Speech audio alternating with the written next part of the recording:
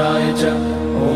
त्र्यम्बकं यजामहे सुगन्धिं पुष्टिवर्धनम् उर्वारुकमिव बन्धनान् मृत्योर्मुक्ष्यमामृतात् नागेन्द्रहाराय त्रिलोचनाय भस्माकराय महेश्वराय नित्याय शुद्धाय दिगम्बराय तस्मै नकाराय नमः शिवाय